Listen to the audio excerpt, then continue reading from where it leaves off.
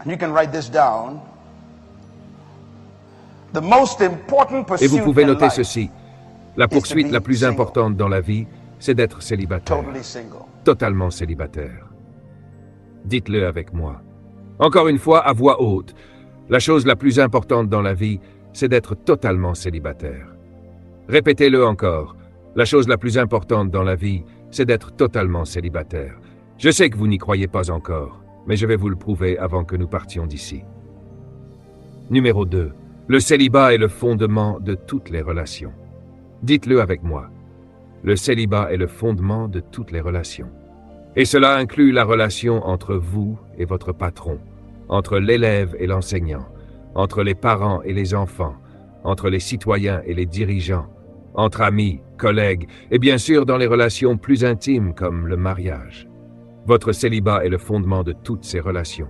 La manière dont vous vous entendez au travail dépend entièrement de votre célibat. Numéro 3.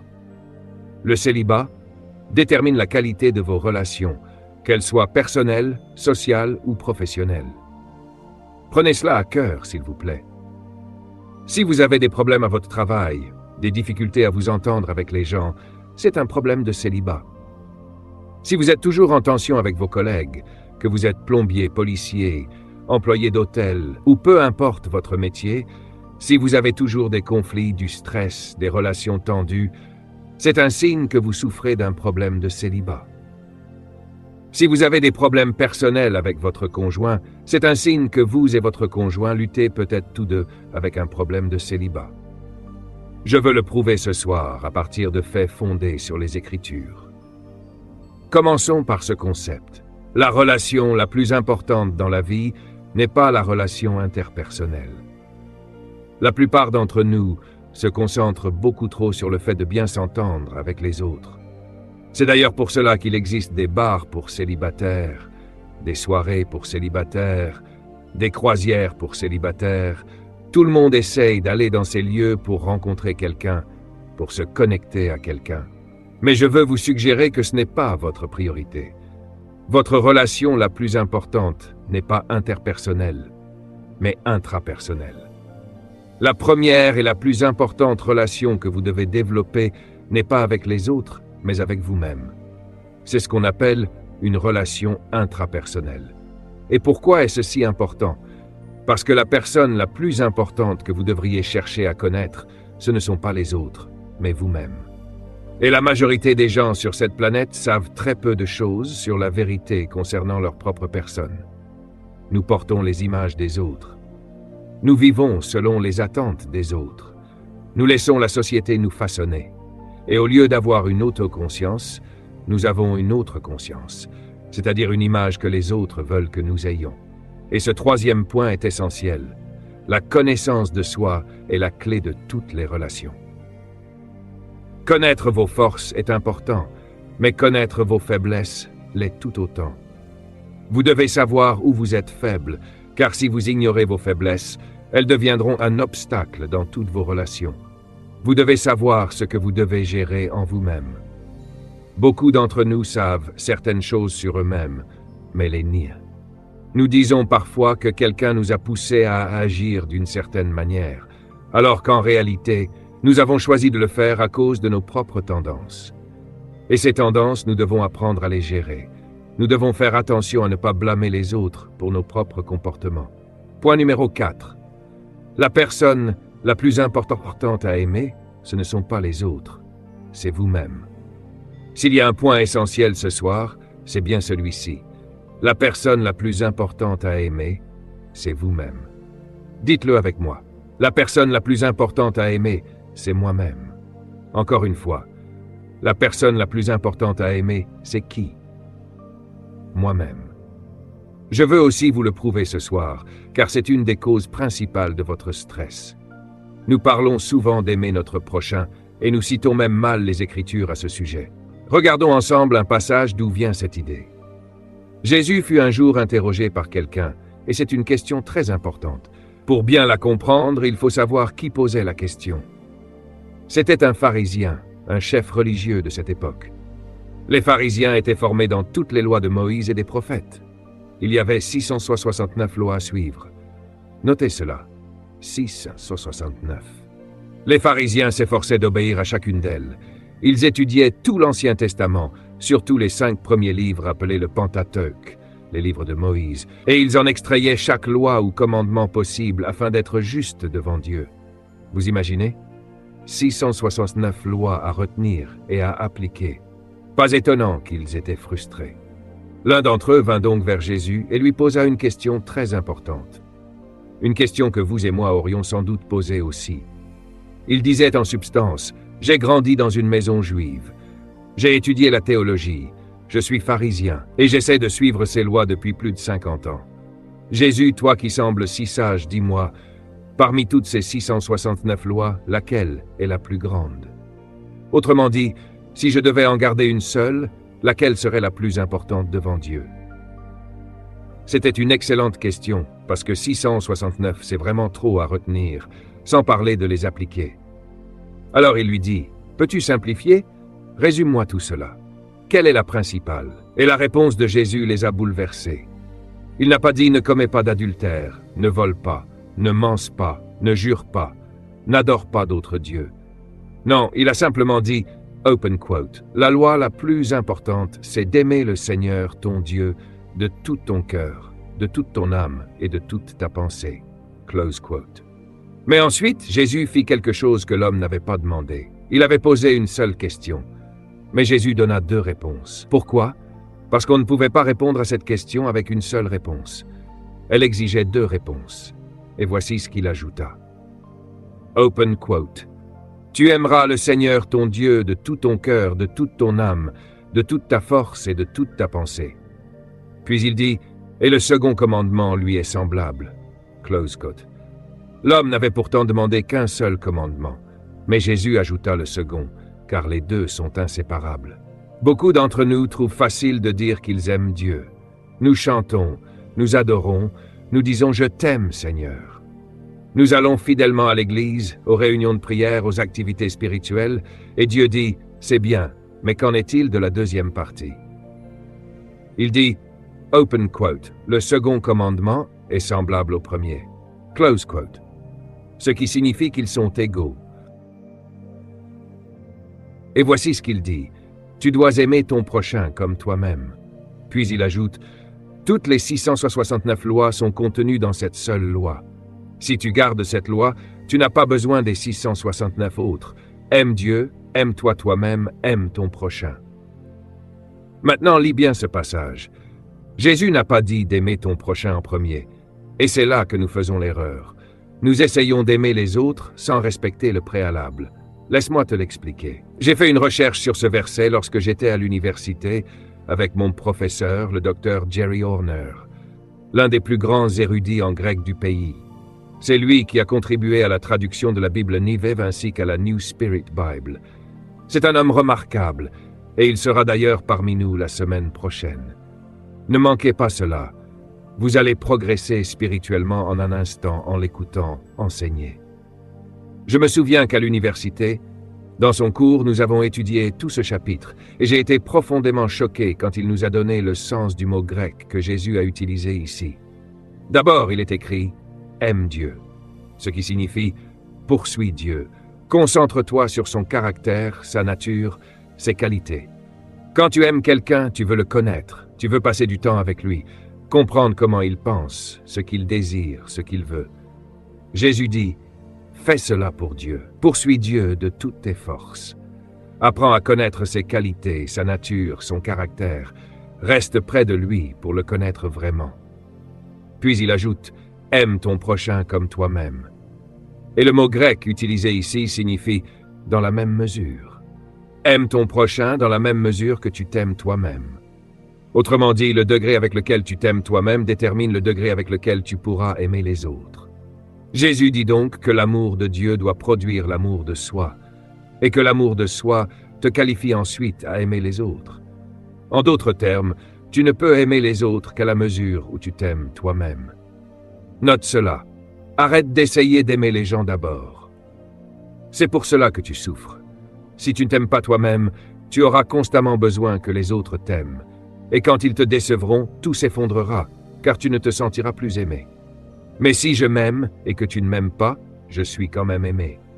Si tu retiens ton amour, je reste satisfait parce que je m'aimais déjà avant de te rencontrer. Et si tu me quittes, je continue de m'aimer. Christ dit donc, le secret c'est d'abord de tomber amoureux de toi-même. Mais il ajoute, dans la même mesure où tu t'aimes, c'est dans cette même mesure que tu pourras aimer les autres. Note cette phrase, c'est l'une de mes préférées depuis mes 16 ans. Open quote, il est plus important que tu t'aimes toi-même que tu m'aimes moi. Close quote. En d'autres termes, quand quelqu'un te dit « je t'aime », ta réponse ne devrait pas être « moi aussi, je t'aime ». Mauvaise réponse. Selon le royaume de Dieu, ta réponse devrait être open quote. Mais est-ce que toi tu t'aimes? Close quote. Pourquoi? Parce que si tu ne t'aimes pas, tu ne peux pas m'aimer. Et si tu dis que tu m'aimes sans t'aimer, tu mens.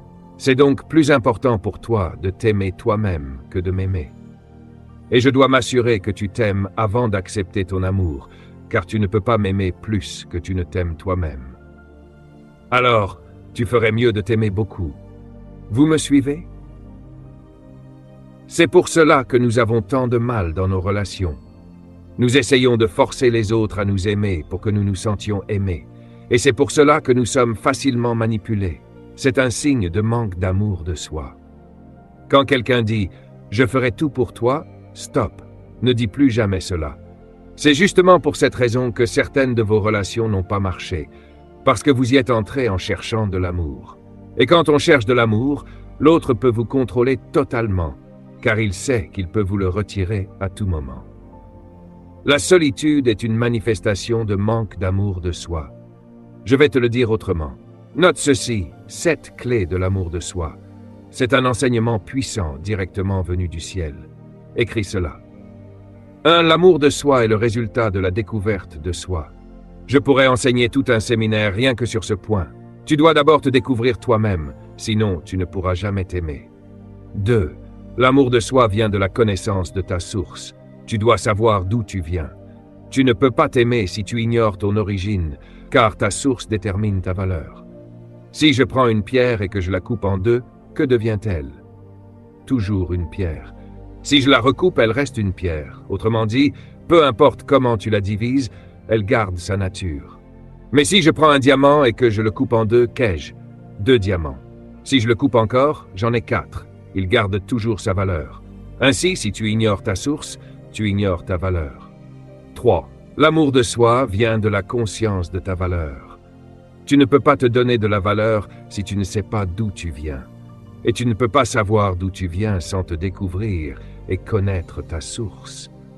Sinon, tu deviens dépendant de la valeur que les autres te donnent. C'est pour cela que tu as besoin qu'ils te valident sans cesse. Parfois, nous cherchons à nous donner de la valeur à travers les choses que nous possédons. C'est pourquoi l'industrie de la mode contrôle ta vie. Tu es fauché et déprimé parce que tu cherches à acheter des choses pour te sentir important, sans savoir combien tu vaux réellement. C'est pour cela que tu accumules les voitures de luxe, les vêtements de marque, les chaussures chères, ou que tu veux vivre dans certains quartiers. Tout cela provient d'un manque d'amour de soi. Tu cherches à te donner de la valeur parce que tu possèdes. Et quand tu perds ces choses, tu t'effondres. 4. L'amour de soi est le résultat de l'estime de soi. Le mot estime vient de estimer. Combien penses-tu valoir? Quelle est ton estimation de ta propre valeur? Certains ont une estime de soi si basse qu'ils se vendent dans la rue, par la prostitution ou plus subtilement à travers leur travail. D'autres se vendent dans des relations où ils savent qu'ils ne devraient pas aller aussi bas, mais ils n'ont aucune idée de leur véritable valeur. Alors ils se bradent, juste pour ne pas être seuls. Quelle tragédie! Tu ne devrais jamais te marier pour te sentir important. Oublie ça. Quand tu réalises combien tu vaux, tu tombes amoureux de toi-même. Je te donne un exemple. Si je te donne une bague en plastique sortie d'une boîte de biscuits et une autre bague en diamant de 10 000 $, laquelle aimerais-tu le plus? Laquelle surveillerais-tu le plus? Tu te fiches de la bague en plastique, mais la bague en diamant, tu la ranges dans un petit étui en cuir, dans un coffre-fort, parce qu'elle a de la valeur. C'est ça, l'estime de soi. Quand tu comprends ta valeur, tu te traites comme un diamant, pas comme du plastique. Tu ne peux pas être vu avec n'importe qui, tu ne peux pas aller n'importe où. Tu sais ce que tu vaux. Voilà pourquoi Christ a dit, open quote, « L'amour le plus important sur terre, ce n'est pas l'amour pour ton prochain, c'est l'amour de toi-même. » Numéro 5, l'amour de soi est le résultat du concept de soi. Le mot « concept » signifie « idée » ou « image ». L'image que tu as de toi-même détermine la manière dont tu te traites, et cette image découle de la découverte de tes origines. Tu sais, un diamant est un diamant. Tu as déjà entendu ça? Comme on dit aussi, une rose est une rose. Autrement dit, une chose est ce qu'elle est. Ton image de toi ne vient donc pas des autres, mais pourtant, nous continuons à la leur emprunter. Oh, tu es beau aujourd'hui. Eh bien, écoute, je n'ai pas besoin que tu me dises que je suis beau. Je me le suis déjà dit ce matin avant de sortir. Et même si tu ne me le dis jamais, je sais que je suis beau parce que je suis à l'aise avec moi-même. C'est moi. Je m'aime. Tu comprends? C'est ça le concept de soi. Ne laisse pas les gens définir comment tu devrais te sentir à ton propre sujet. Tu es censé savoir qui tu es. Pendant que je me préparais ce soir, je me disais, Jésus-Christ n'aurait pas bien vécu avec la plupart d'entre nous. Il était tout le contraire de ce que mes parents m'ont appris, sur la même île où j'ai grandi. Il me disait, « Fils, ne parle jamais de toi. » Et je crois que cela vient du colonialisme britannique, où on nous enseignait que nous ne valions rien. Alors ma mère disait, « Arrête de parler de toi, garçon. Sois humble. » Ça peut sembler bien, mais c'est stupide. C'est ce qui cause une faible estime de soi. Quand ton enfant dit « Maman, je suis doué pour ça », et que tu lui réponds « Ne dis pas que tu es bon, arrête de te vanter. » Tu corriges ton enfant alors qu'il apprend à s'aimer. Et voilà que Jésus arrive. Il n'aurait pas bien vécu avec nous. Cet homme-là était centré sur lui-même, dans le bon sens. Il avait une image de lui si forte qu'elle en devenait irritante. Et c'est justement ce qui agaçait les pharisiens, qui souffraient de faible estime de soi. Ils le critiquaient sans cesse parce qu'il répétait ce mot « je ». Ma mère me disait « Ne dis jamais je ». Mais Jésus disait sans cesse « Je suis le pain de vie, je suis l'eau vive, je suis la porte, je suis le chemin, je suis la vérité, je suis la résurrection, je suis la lumière, je suis la vie. » Et on pourrait lui dire « Frère, tu dis beaucoup « je ». Et il répondrait « Oui, je le dis parce que je sais qui je suis. Je n'ai pas besoin de ton opinion pour me définir. » Voici ce qui m'a bouleversé chez Jésus, et j'ai noté cela à mes 18 ans. Il n'a jamais parlé négativement de lui-même. Alléluia. Deuxièmement, il n'a jamais accepté l'opinion des autres à son sujet. Quand tu as une image claire de toi, l'opinion ou la perception des autres ne t'atteignent pas. C'est une grande force de pouvoir dire « je suis ». Si tu ne sais pas qui tu es, les autres te diront qui tu devrais être. Et c'est là que le problème commence. Tu veux un signe de manque d'amour de soi? Quand quelqu'un ne peut pas faire du shopping sans emmener quelqu'un d'autre avec lui. Ah là là, je vais avoir des ennuis. Mais je le dis quand même. Tu dis, allons faire du shopping. Très bien, pas de souci. Mais quand tu essayes un vêtement, que tu aimes ce que tu portes, et que tu sors de la cabine pour demander « Qu'en penses-tu » et qu'elle te répond « Enlève ça », c'est stupide. Si tu l'aimes, porte-le. C'est ton corps. Oublie ce qu'elle pense. Dis-toi « J'aime ça et je m'aime ». C'est un signe d'amour de soi. Mais si tu t'habilles pour plaire aux autres, c'est un signe de haine de soi. J'ai vu des gens porter des choses que les autres trouvaient jolies, mais qui ne leur allaient pas du tout. Parfois, je disais à ma femme, elle ne sait pas regarder avant de sortir. Parce que certaines personnes ne s'habillent pas pour elles, mais pour impressionner les autres. C'est de la haine de soi. Numéro 6, l'amour de soi vient de l'identité personnelle. Quand tu sais qui tu es, tu tombes amoureux de toi-même. Numéro 7, l'amour de soi découle de la valeur que tu t'accordes. Si tu crois que tu as de la valeur, tu t'aimes naturellement. Comme un bijou, s'il est en diamant, il a de la valeur. S'il est en plastique, non. Ta découverte de ton identité détermine ton attitude envers toi-même, et cette attitude détermine le degré d'amour que tu as pour toi. Et cela, à son tour, détermine combien tu peux aimer les autres. C'est un message très important. Parce que nous posons souvent la mauvaise question, tu ne devrais jamais demander à quelqu'un « Est-ce que tu m'aimes ?» C'est la mauvaise question. La bonne, c'est « Est-ce que tu t'aimes ?» Et si la personne est surprise par cette question, pars vite, car cela veut dire qu'elle ne comprend même pas ce que tu veux dire. C'est pourquoi beaucoup de mariages échouent. Les gens se marient en cherchant l'amour. Mais on ne se marie pas pour chercher l'amour. On se marie parce qu'on s'aime déjà et qu'on veut partager cet amour avec quelqu'un d'autre. C'est tout. Tu ne cherches rien, tu l'as déjà. C'est essentiel. Et voici un autre point. L'amour de soi est la base du véritable célibat. Le célibat, c'est la relation la plus importante au monde, car c'est être complètement amoureux de soi-même. Être célibataire signifie que tu t'aimes tellement que même si personne ne t'aime, tu es heureux. Cela veut dire que ton meilleur ami, c'est toi-même.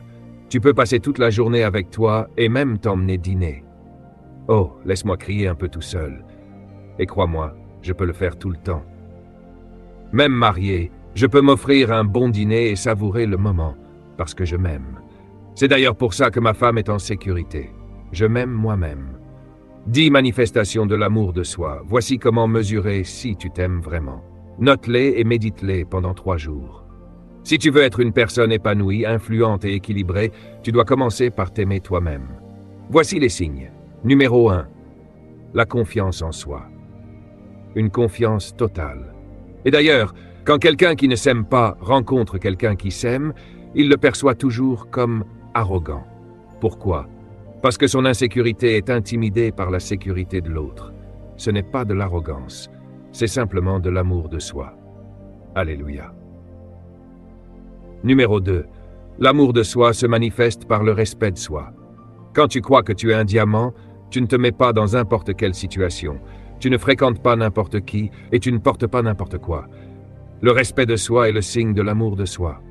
Si tu sors avec une blouse transparente et sans soutien-gorge, cela me dit tout de suite comment tu te perçois. Pas besoin de discours, je le vois. Oh, allez, applaudis quand même. Gloire à Dieu. Tu ne devrais pas te vendre si bon marché au monde entier en te donnant gratuitement à tout le monde. Quand tu fais cela, tu rabaisses ta propre valeur. C'est le signe que tu n'as aucun respect pour toi-même. Numéro 3. L'amour de soi se manifeste par l'assurance personnelle. Une personne assurée dégage une telle confiance qu'elle peut intimider les autres. Elle est audacieuse, confiante, sans peur. Elle croit, elle sait, et cette certitude peut même effrayer ceux qui ne l'ont pas. Voilà un signe d'amour de soi.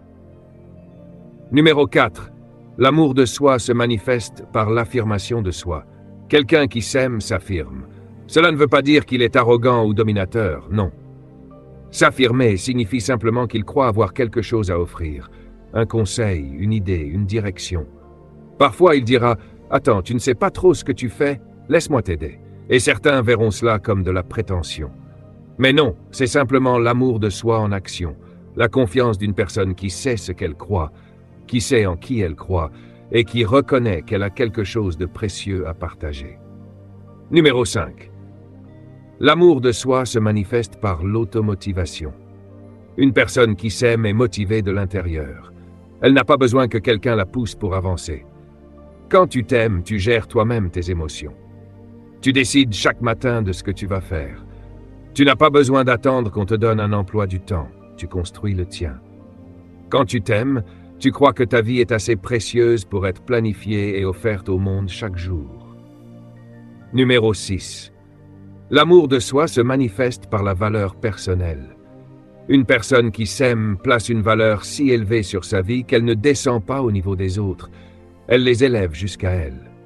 Elle accorde de la valeur à ce qui compte pour elle. Numéro 7. L'amour de soi se manifeste par le don de soi. C'est un point fondamental. Jésus a dit « Tu aimeras ton prochain comme toi-même ». Autrement dit, tu ne peux pas donner ce que tu n'as pas. L'amour de soi te donne la capacité de te donner aux autres sans rien attendre en retour. Je vais reformuler. Si je n'ai pas besoin que tu m'aimes pour t'aimer, alors ton manque d'amour envers moi ne change rien à ce que je ressens. Je m'aime. Je te rencontre. Je t'aime. Mais je n'ai pas besoin que tu m'aimes en retour, car je t'aimais déjà avant de te connaître. Et même si tu retiens ton amour, cela ne m'enlève rien, car mon amour ne dépend pas du tien. Je ne t'aime pas pour recevoir ton amour. Je t'aime parce que je déborde déjà d'amour pour moi-même. C'est pourquoi Jésus a pu mourir pour nous alors que nous lui tournions le dos et le maudissions. Parce que son amour n'était pas motivé par le besoin d'être aimé en retour. Il savait qu'il était si précieux que nous avions besoin de ce qu'il offrait et que notre acceptation ou notre rejet ne changeait rien à sa valeur. L'amour de soi permet de donner sans manipuler. Numéro 8. L'amour de soi, c'est l'auto-affirmation. Quand tu t'aimes, tu te dis à toi-même que tu t'aimes. Tu ne demandes pas « qu'en penses-tu » Non. Tu dis « voici ce que j'en pense, j'aime ça ». Tu te félicites, ce que j'ai fait c'était bien. Et c'est ce que Dieu fait. Mon Père Céleste a créé 500 millions de galaxies, il a dit « c'est bon ». Puis il t'a créé. Et il a dit « c'est très bon ». Tu vois, Dieu est amour, et l'amour s'affirme. Si tu attends sans cesse l'approbation des autres, c'est un signe que tu manques d'amour de toi. Tu dépends de leur validation pour exister. Mais quand tu t'aimes, tu peux reconnaître quand tu n'as pas donné le meilleur de toi, sans te condamner. Ce n'était pas à la hauteur de ce que je peux faire. Je ferai mieux la prochaine fois. L'amour de soi te donne la force d'avancer et de t'affirmer sans dépendre des autres. C'est pourquoi une personne qui s'aime n'est pas manipulable. La critique glisse sur elle comme l'eau sur le dos d'un chat. Ce n'est pas qu'elle ne ressent rien, mais ses émotions ne sont pas livrées aux autres pour être contrôlées. Numéro 9. L'amour de soi se manifeste par le pardon de soi. C'est profond. Beaucoup de gens ne se sont pas encore pardonnés pour certaines choses, parfois depuis des années. Ils pensent l'avoir fait, mais ils portent encore le poids du passé. Ce que j'ai fait il y a 5 ans, ce que j'ai dit l'an dernier, et ils traînent cette culpabilité. Mais quand tu t'aimes, tu entretiens une relation saine avec toi-même. Tu peux te dire, ce que j'ai fait la semaine dernière, c'était stupide. Tu vaux mieux que ça. Arrête! Oui, d'accord. Et tu passes à autre chose. Nous cherchons souvent le pardon des autres, alors que nous ne nous sommes pas encore pardonnés nous-mêmes. Souviens-toi, tu ne peux pas offrir aux autres ce que tu ne t'es pas donné. Si tu ne t'es pas pardonné, tu ne peux pas vraiment pardonner les autres. Numéro 10. L'amour de soi se manifeste par l'investissement en soi. Si je te donnais une bague en diamant d'une valeur de 50 000 $, tu la laisserais par terre? Non. Tu paierais pour la mettre dans un coffre sécurisé, n'est-ce pas? Pourquoi? Parce qu'elle a de la valeur. Tu n'investirais pas autant pour une bague en plastique. L'investissement est une mesure de la valeur. Je m'aime tellement que je lis au moins 4 livres par mois. J'investis en moi-même parce que je crois avoir quelque chose d'important à offrir au monde. J'élargis mes connaissances, je développe mes compétences, j'apprends constamment pour devenir plus efficace. Je mange sainement, je paie un peu plus cher pour de la nourriture de qualité, parce que je m'aime. Je bois des jus naturels, je prends soin de mon corps. À 54 ans, je suis encore plein d'énergie. Pourquoi? Parce que j'investis en moi-même. Quand tu aimes quelque chose, tu investis dedans. Un homme qui fume me montre immédiatement qu'il ne s'aime pas. Il ne respecte même pas ses poumons. L'amour de soi détermine ce dans quoi tu investis. Tu retournes à l'école suivre un cours parce que tu t'aimes. Tu décides de perdre du poids parce que tu t'aimes. Tu fais de l'exercice. Tu changes ton alimentation, non pas par contrainte, mais par amour pour toi. Mais certains se négligent. Ils aiment peut-être leur esprit, mais pas leur corps. Où est ton amour de toi? Et maintenant, parlons de célibat et d'influence. Chaque être humain a été créé pour influencer le monde. Quand tu tombes amoureux de toi-même, que se passe-t-il ensuite? Voici la réponse. Chaque être humain est né pour influencer son environnement. L'influence, c'est la capacité d'avoir un impact sur ton entourage, sur les personnes et les circonstances. Par ta présence, ta performance, ta personnalité et ta compétence. Souviens-toi bien de ces 4 mots. Présence, performance, personnalité, compétence. Si tu veux avoir un impact durable avant de quitter cette terre, ces 4 dimensions doivent faire partie de ta vie. Tu deviens une personne d'influence lorsque ces 4 aspects sont développés dans ta vie. La première, c'est la présence. Cela signifie que lorsque tu entres quelque part, ta simple présence a un impact. C'est le signe que tu es une personne influente. Deuxièmement, la performance. La performance veut dire que tu es si bon dans ce que tu fais que tu imposes naturellement le respect. Tu deviens donc une influence. Quand Michael Jordan dit « Laissez-moi vous parler un peu de basketball », tout le monde se tait. Pourquoi? Parce qu'il a prouvé par ses performances qu'il maîtrise ce domaine. Il a donc de l'influence dans ce milieu.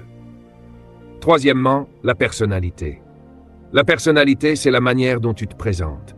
Ta façon de marcher, de saluer les gens, ton attitude, ton apparence, ton sourire, ta confiance, ta dignité. Tout cela crée une impression qui influence ton environnement. Et enfin, la compétence. Si tu rencontres quelqu'un qui a un doctorat en physique, immédiatement, cette personne a de l'influence. Quand tu obtiens un diplôme, tu gagnes en influence, parce que tu as pris le temps de devenir compétent dans un domaine. Voilà pourquoi on dit que la connaissance est une source d'influence. Plus tu apprends, plus ton influence grandit. La semaine dernière, j'étais avec T.D. Jakes, devant 5000 personnes. Hier encore, j'ai parlé à Atlanta avec Eddie Long, devant environ 7000 personnes.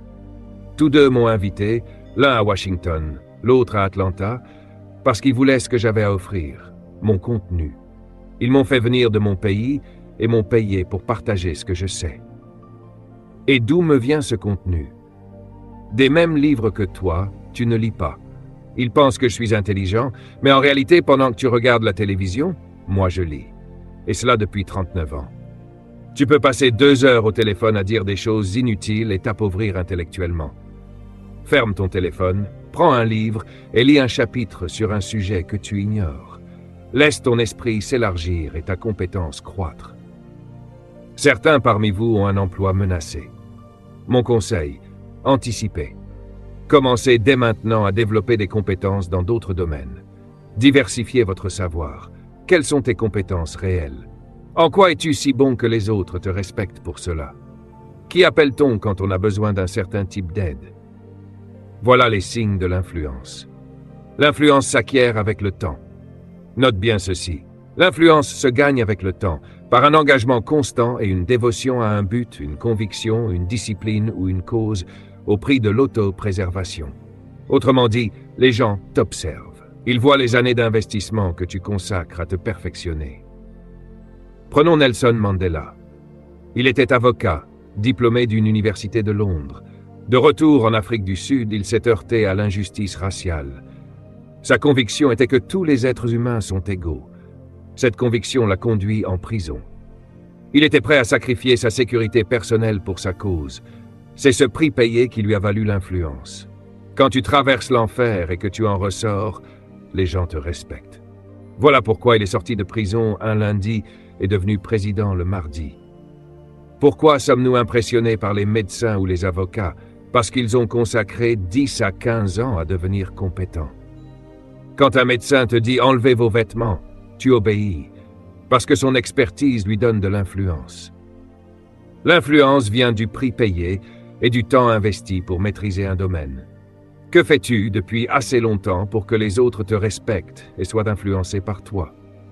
Certains changent trop souvent d'emploi pour être reconnus comme experts. Ils deviennent des touche-à-tout, mais maîtres en rien. Or, il faut maîtriser quelque chose pour avoir de l'influence. Nous sommes ici cette semaine pour comprendre cela. Note maintenant cette vérité. L'influence produit le leadership. Cela peut être un agent d'entretien, un cuisinier, une vendeuse de parfums. Peu importe le métier, lorsqu'une personne est compétente, elle devient une leader dans son domaine. Le problème, c'est que beaucoup ne restent pas assez longtemps pour devenir compétents. L'influence crée des leaders. Deuxièmement, l'influence produit le succès personnel. Et chacun ici veut réussir, je le sais. C'est pourquoi tu respires encore chaque matin, pour tenter une fois de plus de réussir. Voici le secret du succès. La clé de l'influence, c'est la valeur. Dis-le avec moi. La clé de l'influence, c'est la valeur. Si tu veux être influent, rends-toi précieux. Et troisième vérité, si tu veux réussir, ne cherche pas le succès, cherche à influencer. C'est l'influenceur qui attire les ressources. Hier soir, Larry King a interviewé un homme sans diplôme en commerce, Donald Trump. Il a commencé comme simple agent immobilier et est devenu un magnat de l'immobilier. Il a bâti une fortune de plusieurs milliards. Et pourquoi Larry King l'a-t-il invité? Parce qu'il a de l'influence. Pendant que 2 grandes banques s'effondraient et que la bourse chutait de 509 points, Larry King a appelé un agent immobilier pour lui demander son avis sur la situation mondiale. Pourquoi ? Parce que cet homme a passé des années à se bâtir une expertise. Il possède la moitié de New York et pourtant il continue à apprendre, à investir, à partager. Son influence lui a valu la reconnaissance. Et c'est cela que tu dois comprendre. L'influence attire les opportunités et les ressources. Cela nous amène au point numéro 4. Cherche à devenir une personne d'influence. Cherche à devenir une personne de valeur. Plus tu deviens précieux, plus ton influence grandit. Mais Pasteur Miles, comment devenir une personne de valeur? Je vais te le dire, c'est très important. La valeur est déterminée par l'importance que tu apportes à la vie. Retiens bien cela. Ta valeur dépend de ce que tu apportes à la vie. Moins tu apportes de valeur, moins tu es rémunéré. Moins tu apportes de valeur, moins tu es estimé. Souviens-toi, ton salaire représente la valeur que quelqu'un attribue à ta contribution. Si tu n'aimes pas ton salaire, ne demande pas plus d'argent. Ce n'est pas le bon problème. Tu dois produire plus de valeur. Rends-toi plus précieux. Cela peut vouloir dire retourner à l'école le soir pour obtenir un nouveau diplôme. Cela peut vouloir dire éteindre la télévision, arrêter de regarder des séries inutiles et investir ton temps dans l'acquisition de nouvelles connaissances qui te rendront plus utile à ton entreprise. Arrête de demander plus d'argent. L'argent est attiré par la valeur. Tu as déjà entendu cela. J'ai travaillé ici pendant 50 ans et ce consultant est venu 50 heures et il gagne 10 fois plus que moi. Il triche. Non, il ne triche pas. Tu es là depuis 50 ans, mais tu fais la même chose depuis 50 ans. Ta valeur n'a pas augmenté. Je te donne le secret pour devenir précieux. En tant que personne célibataire, si tu veux te marier, apporte de la valeur. Je ne veux pas d'un déficit, je veux un atout. Et tout commence par l'amour de soi, car l'amour de soi est le secret de la valeur. Note ceci, ta valeur est déterminée par ton niveau de signification. C'est crucial. Quelle est ton importance dans ta communauté? Cela détermine ta valeur. Un jour, l'administratrice de l'hôpital public principal de mon pays m'a appelé. Elle m'a dit « Nous voudrions que vous soyez le président du conseil de la fondation de l'hôpital. » J'ai répondu « Je suis très occupé. Je ne peux pas accepter une autre responsabilité. » Elle m'a dit « Nous ne voulons pas votre temps, juste votre nom. Si nous mettons votre nom sur le papier en tête, les gens donneront. Autrement dit, ma valeur seule pouvait ouvrir des portes. » La vraie question est donc, quelle valeur apportes-tu dans la vie des autres? Quand tu te maries, est-ce que ton partenaire s'élève grâce à toi ou descend-il? Ta valeur est déterminée par ta signification. Et comment devient-on significatif? Regarde cet homme. Il n'a jamais étudié le leadership ni le management. C'est un golfeur. Pourtant, il est devenu un leader mondial, générant plus de 300 millions de dollars par an simplement en associant son nom à des marques. Comment?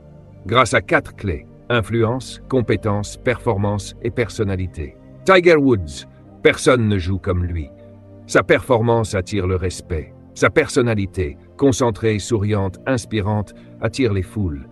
Et sa présence, quand il entre sur un terrain, des milliers de personnes viennent le voir.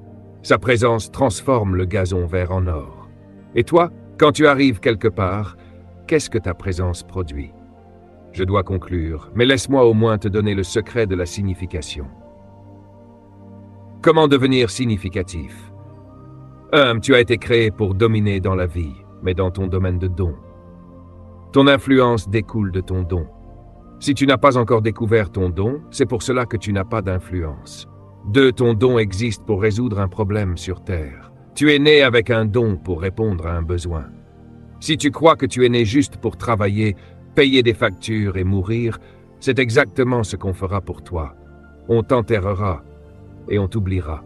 Mais je suis venu dire à 6,7 milliards de personnes que tu n'es pas un accident biologique.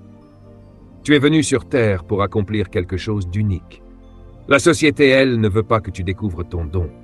Elle veut te garder dans les cases qu'elle a créées. C'est pourquoi toutes les grandes personnes d'influence sont anormales. Elles refusent de rentrer dans le moule. Tiger Woods a trouvé son don à 4 ans et demi.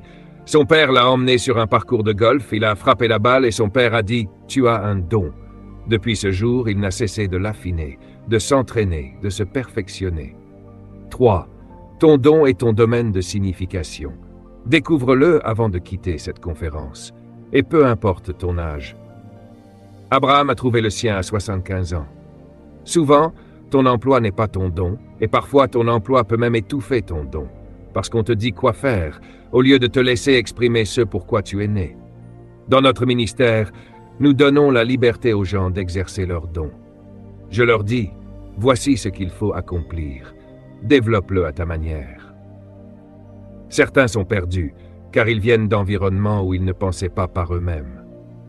Mais je crée une culture de liberté, où chacun doit puiser dans son potentiel. 4. La découverte, le développement, le raffinement et le service de ton don au monde. Voilà la clé de ta signification. Je répète, découvre, développe, raffine, puis sers ton don au monde. Nos livres et nos enseignements ne sont pas là pour vendre des produits, mais pour t'aider à découvrir et perfectionner ton don, à comprendre la volonté de Dieu pour ta vie et à exercer ce don dans le royaume. C'est là que réside ta valeur et c'est ce qui attire la richesse. Note encore ceci. Les gens sont attirés par ton don, pas par toi. Jésus lui-même l'a dit. Un jour, une foule de 70 personnes voulait le suivre. Il leur a demandé « Pourquoi me suivez-vous ? N'est-ce pas à cause du pain et du poisson que je vous ai donné hier ?» Autrement dit, il n'était pas attiré par sa personne, mais par son don. Les gens seront attirés par ton don. Le Dr Simmons est ici aujourd'hui. Il est pédiatre ou obstétricien, quelque chose comme ça. Depuis des années, des milliers de personnes viennent à lui. Il ne va pas les chercher, c'est eux qui viennent à lui. Pourquoi ? Parce qu'ils viennent pour son don. Ce n'est pas forcément sa personne qu'ils aiment, même si certains finissent par l'apprécier, mais c'est le don qu'il porte qui les attire. Et devine quoi ? Il le rémunère pour ce don. Voilà pourquoi le secret de la richesse se trouve dans ton don. Si tu veux devenir une personne d'influence, tu dois d'abord t'aimer toi-même. L'amour de soi te conduit à découvrir ton don. Et lorsque tu découvres ton don, tu deviens une personne de valeur. Ensuite, il faut le développer, le raffiner. Cela peut vouloir dire changer ton entourage, te concentrer sur un plan d'action précis, nourrir ton esprit de bons enseignements, t'entourer de gens qui évoluent dans ton domaine, t'inscrire à des séminaires, suivre des formations. Tout cela te permet de perfectionner ton don. Parfois, il faut même quitter ton emploi pour assister à une conférence qui va faire grandir ton potentiel. L'avenir ne se trouve pas dans un emploi. L'avenir se trouve dans la personne qui occupe cet emploi. Ne sois donc pas marié à un poste, car on peut te le retirer à tout moment. Et si ta valeur dépend de ton emploi, tu ferais mieux de prier pour ne jamais être envoyé. Tu es plus important que ton titre. Tu es plus important que la position qu'on t'a donnée. C'est pour cela qu'ils peuvent te l'enlever quand ils veulent. Ta véritable valeur doit venir de ce que tu es en Dieu. Découvre que tu as de la valeur.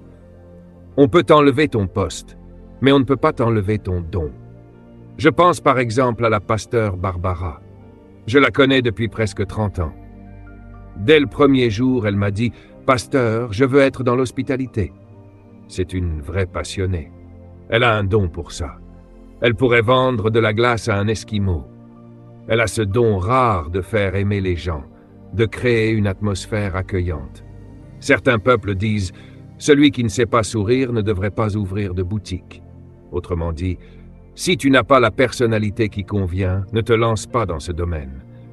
Nous devons apprendre à apprécier les dons des autres, car c'est le don qui attire la richesse. Une fois que tu as trouvé ton don, tu ne manqueras jamais de ressources. Note ceci, ton don fait de toi une personne précieuse. C'est cela le cœur même du célibat. Arrête de chercher quelqu'un à épouser. Découvre-toi d'abord. Pose-toi ces questions. Qui suis-je? Que puis-je faire? Quel est mon don? Qu'ai-je à offrir au monde? En quoi puis-je faire une différence? Comment puis-je influencer positivement? Voilà les vraies questions. Et j'ai un conseil pour vous, les célibataires. Ton don attire la richesse et l'influence. Quand tu découvres ton don, tu deviens attirant. Quand tu n'as pas de don à offrir, les gens t'utilisent et te fuient ensuite. Mais si tu portes un don, tu attires les bonnes personnes. C'est pourquoi ceux qui réussissent grâce à leur don doivent apprendre à gérer leurs relations avec sagesse. Pense-y, combien de femmes ont probablement essayé d'attirer le Dr. Simmons à son cabinet? Des centaines, voire des milliers. Pourquoi? Parce que le don attire les gens. Et souvent, ils s'imaginent que le don apporte aussi beaucoup d'argent. Je me souviens d'une histoire. J'étais à Washington, D.C., dans un bel hôtel Hyatt, où Maurice Cerullo organisait une conférence. Ma femme et moi étions dans le hall, attendant l'ascenseur. Beaucoup de participants me connaissaient parce que je parle souvent à leurs conférences. Alors, ils se sont précipités vers moi, enthousiastes, demandant des autographes, prenant des photos. Et à côté de moi, un homme grand me dit « Dr. Munro, vous ne devriez pas être ici. » Je lui ai demandé pourquoi. Il m'a répondu « Vous ne devriez pas rester là. Les gens vous harcèlent. » J'ai ri et j'ai dit « Ce n'est pas du harcèlement. J'aime ces gens. Je vis pour les servir. » Il a insisté « Non, vous devriez utiliser l'ascenseur VIP à l'arrière. Les orateurs et les invités spéciaux l'utilisent. » J'ai répondu « Mais je ne fais pas partie de cette conférence. » Il a répliqué « Peu importe, vous devriez quand même utiliser l'ascenseur VIP pour ne pas être dérangé. » Puis il a ajouté « Et vos gardes du corps, ils sont où ?» Je lui ai dit « Ma femme est ma garde du corps. » Tout le hall a éclaté de rire et applaudi. Et j'avais raison. Parce que je ne fais pas confiance à n'importe quelle femme. Je suis un homme doué et mon don attire. Mais quand les gens me voient avec ma femme, ils comprennent. Ne t'approche pas de lui, il est heureux. Ton don peut même attirer des esprits mauvais. Souviens-toi, l'apôtre Paul était suivi par une belle jeune femme qui prophétisait. Ce qu'elle disait était juste, mais ses intentions étaient mauvaises. Paul a fini par lui dire « Tu es pleine de démons. Ton don attire la richesse, mais il attire aussi l'influence, et parfois la tentation. Quand tu as un don, même si tu n'es pas marié, tu deviens plus sélectif dans tes relations. Certaines personnes disent « Personne ne me remarque ». Si c'est ton cas, c'est peut-être parce qu'on ne voit pas ton don. Tu dépenses des fortunes en coiffure et en apparence, mais si tu n'as rien à offrir, les gens ne s'y intéressent pas. On ne veut pas seulement de la beauté, on veut une personne qui porte un don. Proverbe 18:16 dit « Le don d'un homme lui fait de la place et le met en présence des grands. » Ce n'est pas toi qu'il recherche, c'est ton don. Et quand tu marches dans ton don, tu seras conduit devant des personnes de valeur, des rois, des dirigeants, des gens d'influence. Si tu attires sans cesse des personnes sans vision, sans discipline ou destructrices, pose-toi la question, qu'est-ce que je projette? Quel genre de don suis-je en train de montrer au monde? Note ceci, ton don te rend plus attirant que ton apparence physique. Je suis sûr que Vicky partagera son histoire avant la fin de la semaine, comment elle a rencontré son mari. Ce qui est incroyable, c'est que ma femme a été attirée par moi à cause de ce à quoi je me consacrais, par ma vision. Elle venait à nos concerts, désireuse de rencontrer cette personne, ce type sympathique. Une fois, j'ai décidé de ne plus répondre. Elle m'a écrit une lettre magnifique, pleine d'admiration. « Tu es le meilleur homme que j'ai jamais rencontré. » Et là j'ai pensé, « Waouh, je dois lui répondre. » Autrement dit, elle a reconnu de la valeur en moi. Réfléchis, qui attires-tu réellement? Même si tu portes des vêtements d'une valeur de 1000 $, si ton don n'existe pas, tu n'attires personne. Ton don te mettra en présence de personnes influentes, de prospects, de leaders. L'affluence ne signifie pas seulement être riche matériellement. Note ceci, être affluent, c'est être riche en confiance personnelle, en motivation, en estime de soi, en sens de la valeur et de la signification. Une personne affluente se sent importante dans la vie. Elle a un sens du destin, un sentiment de responsabilité envers la génération suivante. Elle sait gérer ses ressources, se tenir responsable de sa vie et attirer davantage de richesses. Je veux prier pour vous ce soir. J'ai dit beaucoup de choses et cela m'a pris des années pour en arriver ici, car j'ai dû apprendre moi-même ces principes. Je suis un exemple vivant de ce que j'enseigne. Je vis toujours sur une île, à 7 miles de large, à 10 minutes du quartier où j'ai grandi, un quartier à faible revenu.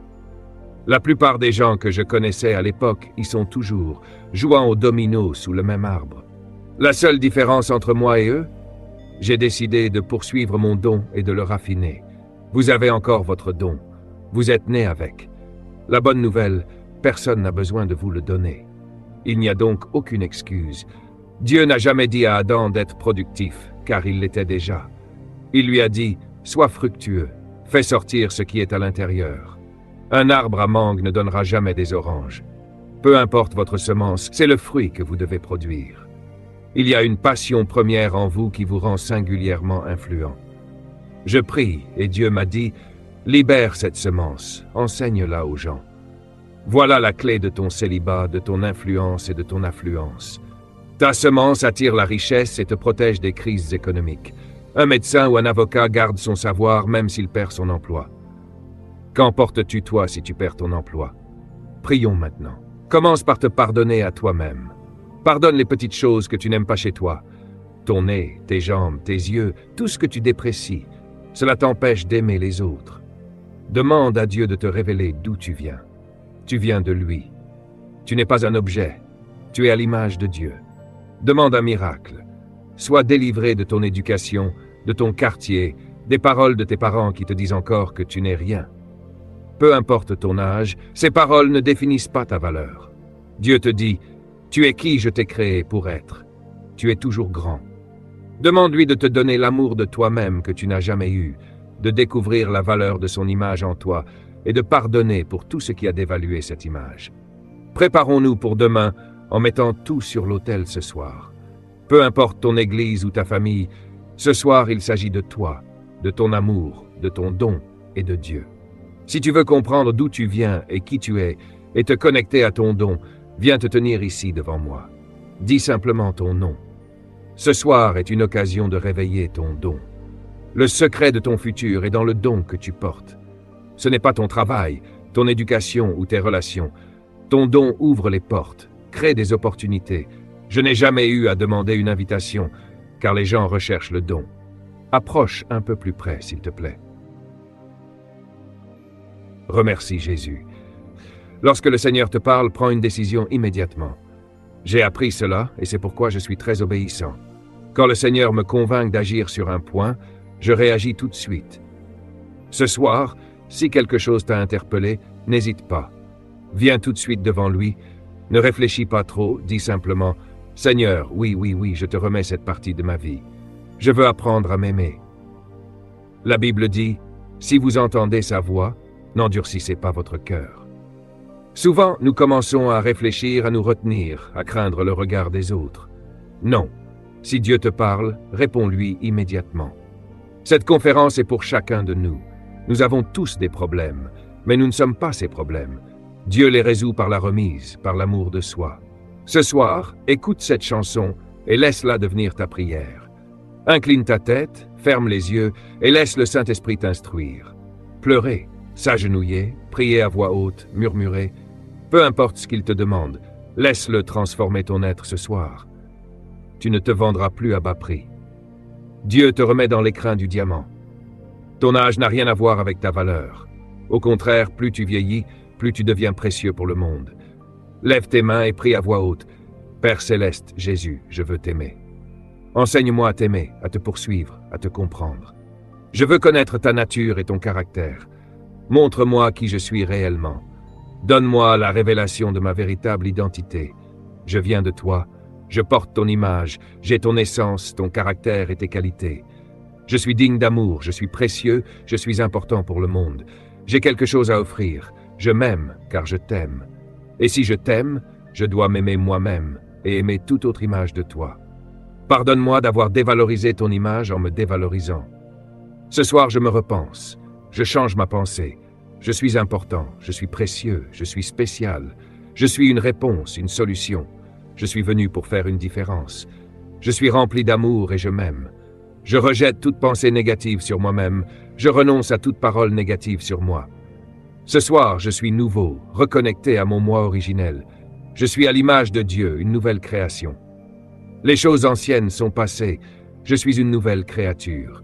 Je me suis trouvé et je promets, à partir de ce jour, d'apprendre à m'aimer davantage. Maintenant, mets ta main droite sur ta tête et répète après moi. Père céleste, Fais jaillir le don que tu as en moi par l'imposition de tes mains. Réveille mon don, montre-le-moi, révèle-moi ce pourquoi je suis né, ce que je suis né pour accomplir et pour servir.